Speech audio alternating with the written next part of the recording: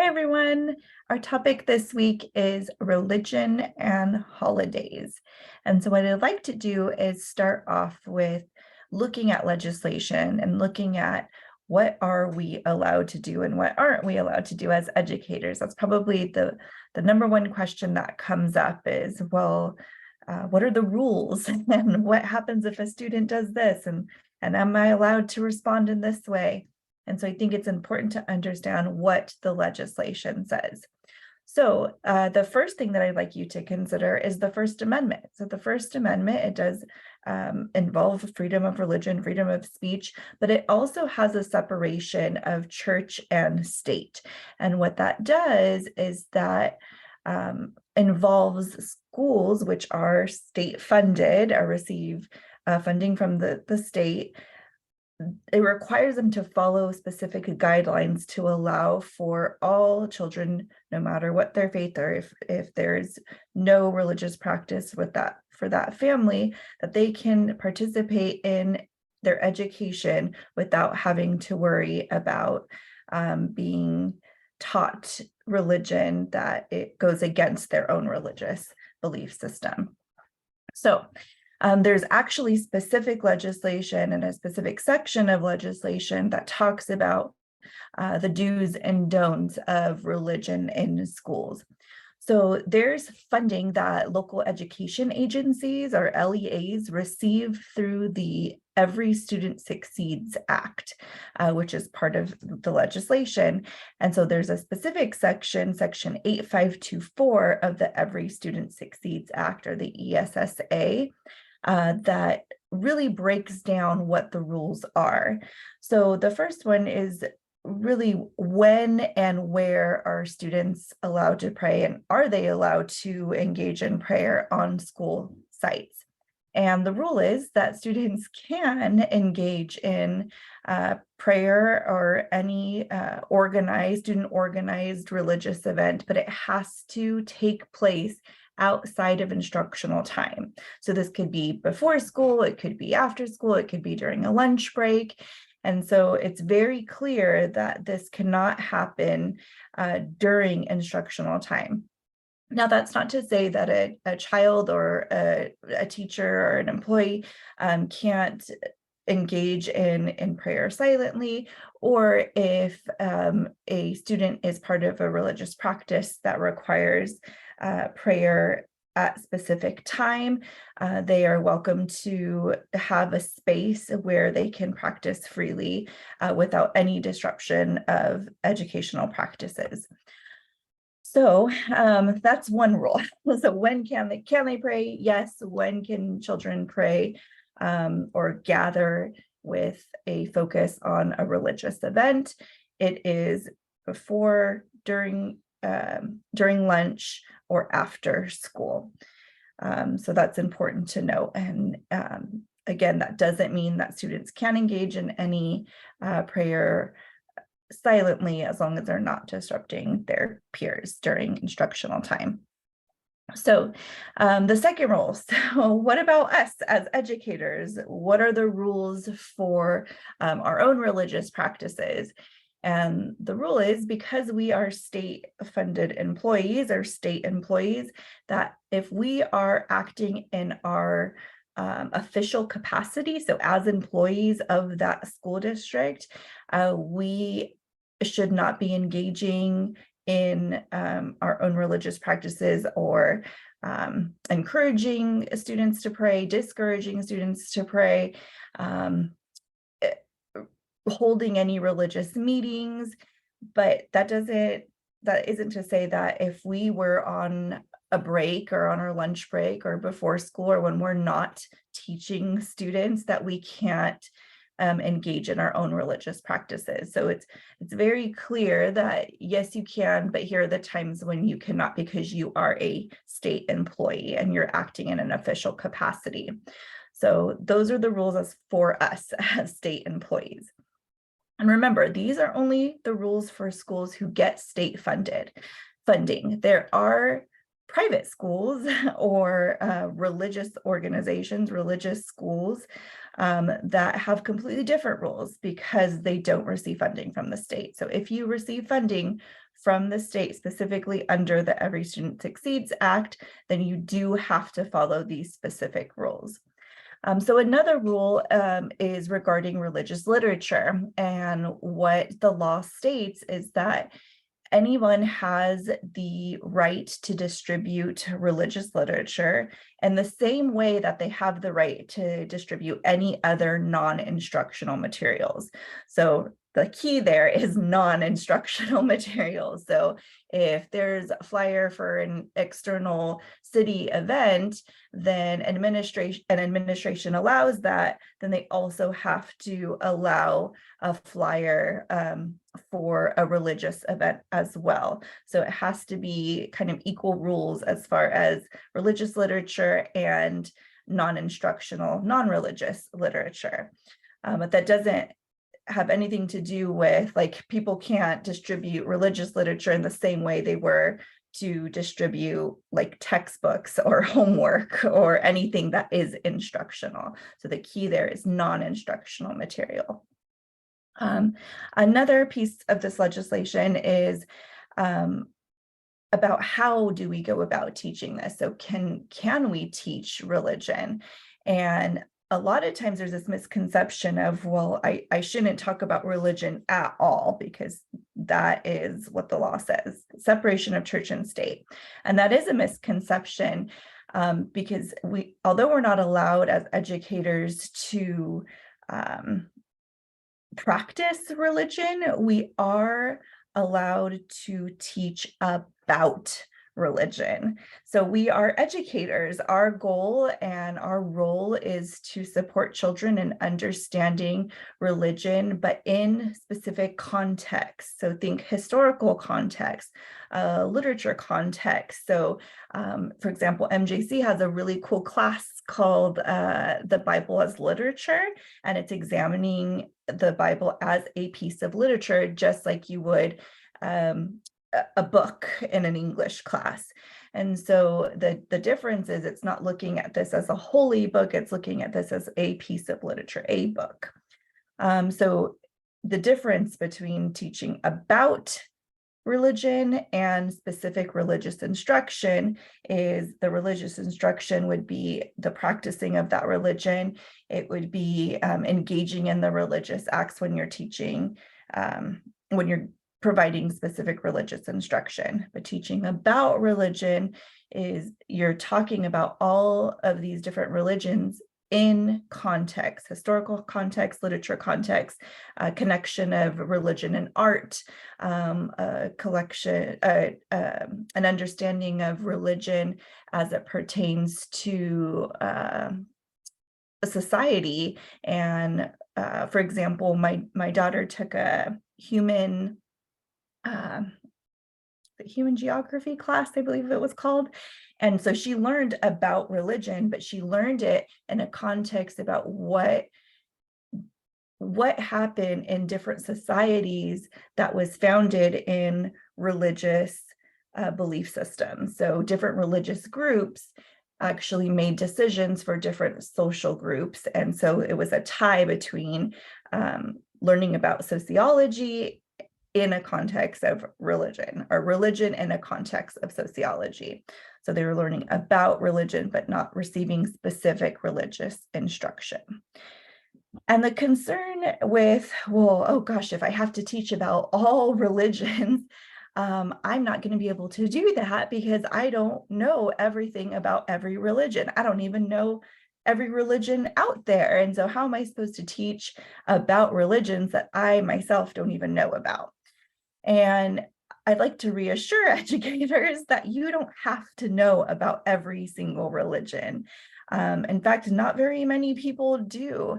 The goal is to be able to introduce children to as many religions and belief systems as possible so that children could begin to do their own research. And we as educators, once children are saying, oh, I'm also interested in this, and I've heard of this belief system as well, we can say, well, let's research it together. And now you've taught children how to do research regarding religion and belief systems. Another concern is that, well, if I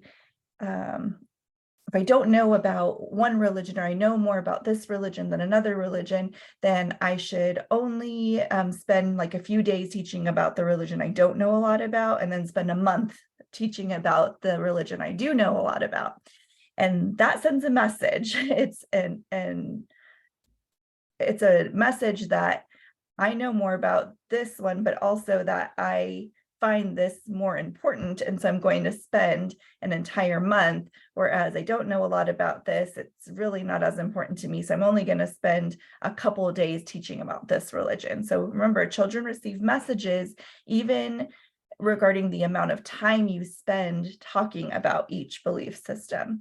So if you are going to follow the model of, well, we're going to talk about all religions around the world, then the suggestion is to make sure that you're being conscientious about how much time you spend talking about each religion. So that's what the law says. And so there's a lot more information that goes into that. My recommendation is, if you're interested, to go and check out EdCode and go and look at what does the education legislation say that I'm allowed to do. So let's go to the next slide. Now that we know about how to talk about religion, let's look specifically at what we do about holidays, because there's also a misconception that all holidays are religious. And we're going to look at this in a second, the difference between religious holidays and secular holidays. So it is important to understand that holidays are just one way to explore diversity. And that's something that I hear a lot when I talk to early childhood educators is, well, we have to celebrate all of these different things because that's how we explore culture. Well, as we've talked about in this class, there's so many components to one's culture that holidays or religion are just one aspect of someone's cultural value system and traditions. So consider holidays as just one aspect, and then they might not hold as much importance as they did when you thought that this was the only way to explore diversity. And again, let's consider the difference between learning about a holiday and celebrating a holiday. And so it's that same concept of religion, learning about religion, or actually celebrating and engaging in religious practices. So for holidays, for example, we can learn about, let's say, the history of Halloween. It's really interesting that there are actually some Christian components of Halloween, but it tends to be a holiday that has come under a lot of scrutiny, but from people who practice Christianity. But if you look at a lot of that history, like, why do people dress up? What is the history behind that? Why does it fall on this day? What's the history about celebrating nature? And so looking at connections or historical connections to that would be the difference between learning about a holiday and celebrating a holiday. Another example is Christmas. So Christmas, which is really interesting, it has religious foundation. It has a lot of secular practices now, but has religious foundation. And it's very interesting that the practice of decorating a tree, bringing a tree inside the house, decorating a tree, is actually a pagan practice. So it was a pagan tradition to bring nature indoors and to celebrate and really like spread your respect for nature. And so that was a pagan tradition that then got connected to a religious holiday, and now it's pretty widely practiced and people who do celebrate Christmas in that way. But again, knowing the history of that religious practice or that holiday is different than actually celebrating that holiday. Also understand that holidays are not universal. So not everyone is going to celebrate holidays in the same way. There are so many different ways that someone celebrates. I'm just gonna do Christmas because it's the next holiday of our privilege calendar. And it's really interesting to look at how this holiday is celebrated across the world, but also that not everyone celebrates Christmas. And so there's a lot of times an assumption that we can say Merry Christmas to everyone. And what that does is it eliminates a huge group of people who do not practice or celebrate Christmas. And so instead, saying something like season's greetings, something that is a lot more open and inclusive instead of saying something that is exclusive, like Merry Christmas, is something to consider when you're sending out greetings or signing your name to something or saying goodbye to children for a break. Think about the things that we're saying so that we're not excluding families from our goodbyes. That really goes to those holidays that have official status usually reflect the dominant culture. So if you haven't already, if you check out that calendar of holidays and go through and mark all the holidays that we here in the United States and in California specifically, we get off of work, we get off of school, you'll see a pattern of those holidays that typically align with the Christian belief system. And so for people who don't celebrate Christian holidays or don't have a Christian belief system, they often have to ask for time off separately, request a break, take sick time in order to engage in their religious practices. So you consider that system of privilege. So it is a privilege to get time off of school and work without having to ask for it so that you can engage in your religious practices. Whereas, again, other cultures have to specifically ask for that time off outside of time off that's granted to us automatically. And then follow the child's interest. So let's say, I know it's really hard when a child comes into our program and says, I really want to make Valentine's cards for all of my friends. Okay, well, let's consider, why are we doing this? Is this something that is going to be connected to any kind of academic goals, any developmental goals?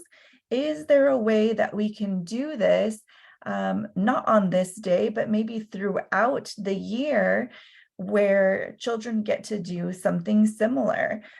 For example, I remember my daughter's first grade class, her first grade teacher, throughout the year, they got to choose like a secret pen pal or secret message person, and they wrote something nice about that person, and then they got to share and find out who that person was. And they picked different people every month so that every child always got to say something nice about somebody, a different child, and vice versa. They'd get something kind said about them as well.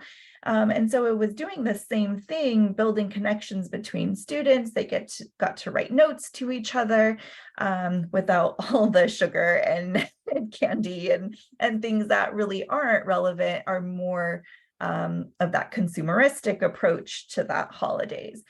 So again, if the child is interested in doing something like that, collaborate with your team, collaborate with families to think of ways that you can still give into that child's interest and validate that child's interest in a way that is anti-bias and appropriate and doesn't exclude anyone. So I am going to continue. So let's talk about the difference between religious holidays and secular holidays. So religious holidays are devoted to or connected to religious beliefs or observances. So I do have some examples of these. Holidays like Ramadan, Christmas, Hanukkah, Easter, and Diwali are all considered religious holidays. They are tied to a specific religious practice. Secular holidays, on the other hand, don't have any overt or specific connection to religion. So examples of these include 4th of July, Memorial Day, President's Day, Thanksgiving, and Kwanzaa. And so you might be looking at this list and say, wait a second, Thanksgiving, isn't that, a religious holiday? It is not. In fact, it's even a holiday that has garnered even more opposition because of its history of genocide and of conflict and of just really horrendous actions toward Native American and Indigenous people. And so even that holiday, consider what is the historical impact of celebrating that in school. Are we portraying stereotypes of what that holiday has been taught to reflect?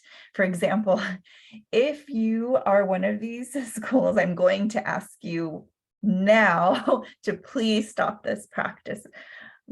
But there should not be any more schools that during the week of Thanksgiving or at any time have children wear the construction paper head dresses with feathers and other children wear pilgrim hats. That is so incredibly offensive. I cannot begin to tell you. And so if that is you, I hope that you reflect on that practice, consider why you're doing that, look at the specific history of Thanksgiving and how inaccurate that depiction is. And remember, as educators, our job is to make sure that students know and children know accurate details about things like this, and that is not an accurate depiction, or is it an accurate representation of Indigenous people? So something to consider. I'm going to keep going. So even within religious holidays and secular holidays, consumerism has kind of taken hold of both of those. And what I mean by that is what may have been a religious practice before now has huge consumeristic implications. So it's no longer about a deity or holy person, someone who's considered a holy person.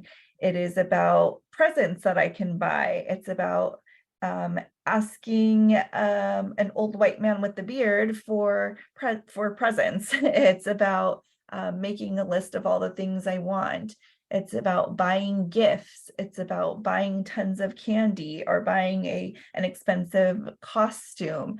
It's now become about buying hundreds of dollars worth of fireworks, and that's how a lot of people fundraise nowadays, is making money off of a consumeristic holiday or a secular holiday that's turned consumeristic.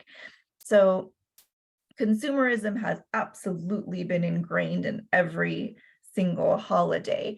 And so something to consider is how do you separate that consumerism and really get down to the root of, let's talk about the components of this holiday in an informational sense. So for example, if children are really interested in turkeys, let's talk about turkeys, and let's talk about what turkeys eat, and let's talk about what sound do they make, and let's talk about other birds that are in the same family as turkeys. So there are ways to talk about these things that children are going to bring up in our classrooms that don't have to have anything to do with the actual holiday itself.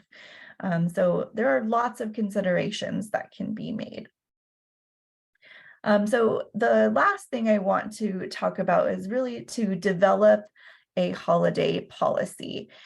And this should be done early and reviewed often. So as a group and with the input of families, consider how holiday activities would serve anti-bias goals of education. So are children learning about different religions and different holiday practices around the world?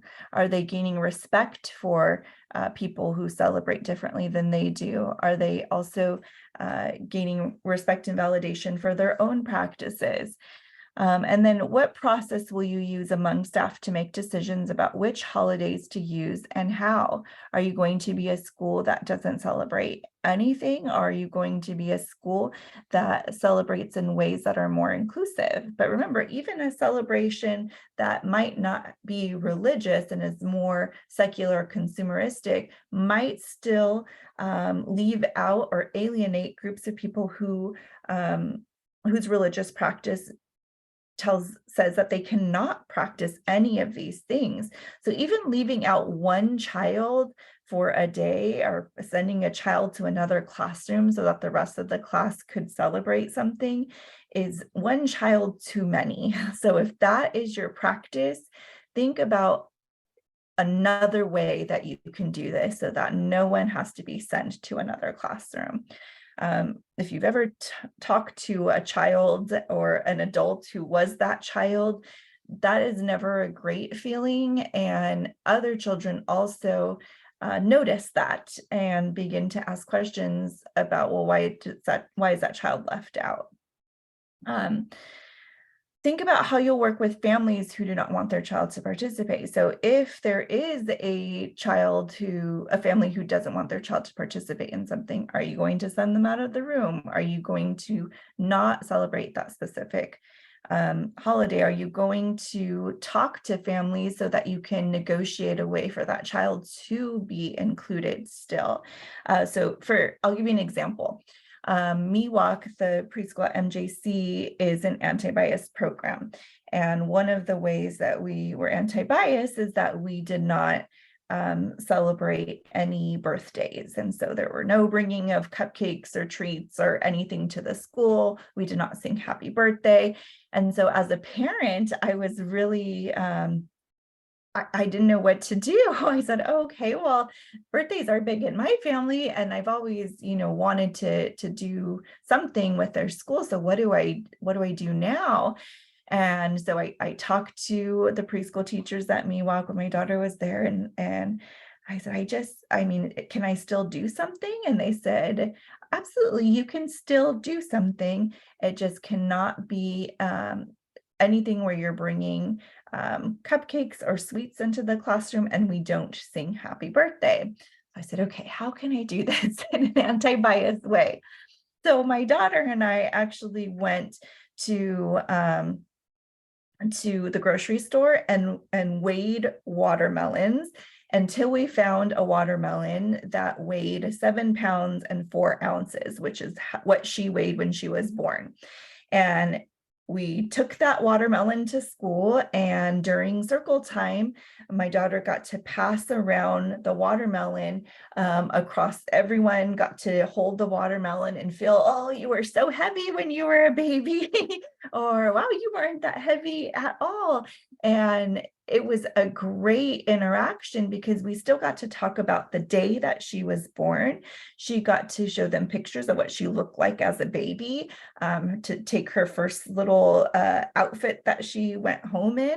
And they got to talk about size differences, right? Weight, heavy, and light. They got to talk about small and big. And so now it's connected to these developmental goals. And then they ate the watermelon for snack, which sounds really morbid, but it was a good idea. That was the feedback I got from our teachers anyways. So It really was a great anti-bias way to still get my needs met as a parent for wanting to celebrate my daughter's birthday, but also not exclude any child who doesn't celebrate birthdays. So I use that example to tell you that it can be done with some creativity and some thought. It is possible to do these different things. So number 4 is, how will you work with families from diverse backgrounds to find a mutually satisfying solution to holiday issues? And I just gave you one. So a holiday policy is really important because it's something that you can point to when you're having discussions or when something comes up.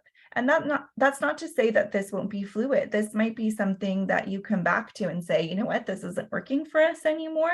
Let's come back to the drawing board and see how we can make this even more inclusive. And so what I'd like to end this lecture with is a story about why. Why should we talk about holidays, and why should we talk about religions? And you might think it sounds so much easier to not talk about this at all, because it sounds really complicated to figure out an anti-bias way to do this. And I caution you against taking the nothing approach to the all or nothing choice because of this story I'm about to tell you. So when my daughter was in elementary school, she went to school with a lot of children, and one child in particular was a little boy she went to kindergarten with, and he was Sikh, and that was his religion, and so he did wear a turban, and he did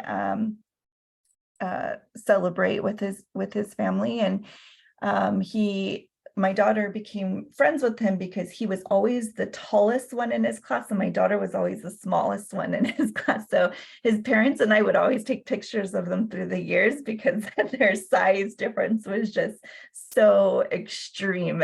And so we liked taking pictures of them every year as they got older. And I'll never forget, in about 5th grade, I used to like sitting at lunch with my daughter, at least once a week, just to kind of get to know who her friends were and just spend some time with her. And so I was sitting at the table with my daughter and her friend, and there were maybe 4 other children there, and another little girl walks up to the table and says, "That thing on your head scares me." And I sat there, and I'm a big believer in observing to see what children will do first before I step in. And I wait, and I'm shocked, first of all, but I see this child who, even though he is like 5'10" in 5th grade, he is very timid and extremely reserved, and so he doesn't respond at all. And my daughter, who I was so proud of, and she said, "That was rude."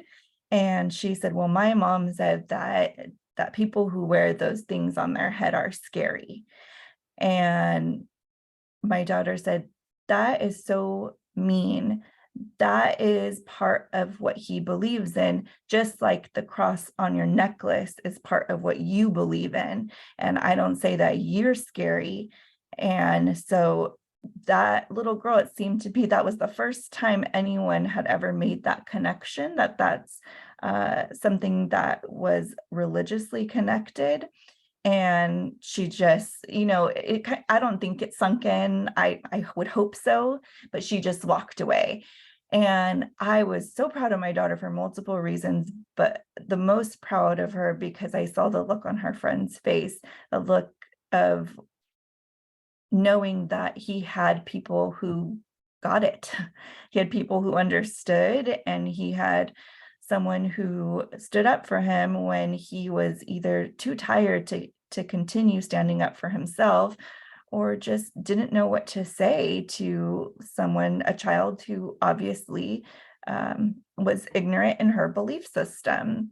And it really why I say that story is because that is a perfect example of what happens when we don't talk about religion in schools. When we just think, oh, well, that should be left to families to talk about in their homes. Well, if families don't have the skills or the knowledge or the desire to really introduce their children to differences in belief systems, then children are going to form these extremely rigid biases and stereotypes. And if they're not challenged by increased information, those can start to become extremely dangerous. And so I do encourage you to try your best to inform yourself, do professional development training, talk to families, talk as a professional team about how you will do this work, because it is important. It's important to be inclusive. It's important for children to know that they belong and that their belief system is respected because it's part of their identity. And it's also important to respect and acknowledge that not everyone has a religious belief system, and to shed some of the stereotypes that come with that as well. So that is the end of this lecture. I hope it was helpful. I hope that we can do some activities, or if you have any questions, you can ask questions about this as well. So I look forward to seeing you next lecture.